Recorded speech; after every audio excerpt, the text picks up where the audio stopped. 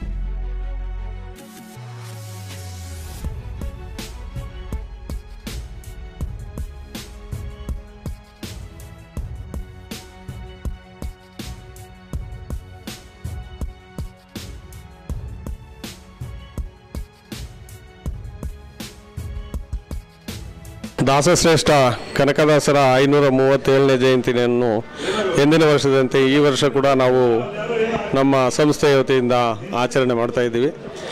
ಆಕಾಂಕ್ಷೆ ಅಸಂಘಟಿತ ಕಾರ್ಮಿಕರ ಕ್ಷೇಮಾಭಿವೃದ್ಧಿ ಸಂಘ ಅಂದರೆ ಇದು ಎಲ್ಲ ಅಸಂಘಟಿತ ಕಾರ್ಮಿಕರದನ್ನು ನಾವು 2015ರಲ್ಲಿ ಈ ಸಂಸ್ಥೆಯನ್ನು ರಿಜಿಸ್ಟರ್ ಮಾಡಿ ಕಾರ್ಮಿಕ ಇಲಾಖೆ ಸಹಯೋಗದೊಂದಿಗೆ ಕಾರ್ಮಿಕ ಕಲ್ಯಾಣ ಮಂಡಳಿ ಮತ್ತು ಕಾರ್ಮಿಕ ಇಲಾಖೆ ಸಹಯೋಗದೊಂದಿಗೆ 2015ರಿಂದ ಸರ್ಕಾರ ಏನು ಸವಲತ್ತುಗಳನ್ನು ಕೊಡ್ತದೆ ಅದನ್ನೆಲ್ಲನೂ ನಾವು ಕಾರ್ಮಿಕರಿಗೆ ತಲುಪಿಸ್ತಾ ಬಂದಿರ್ತೀವಿ.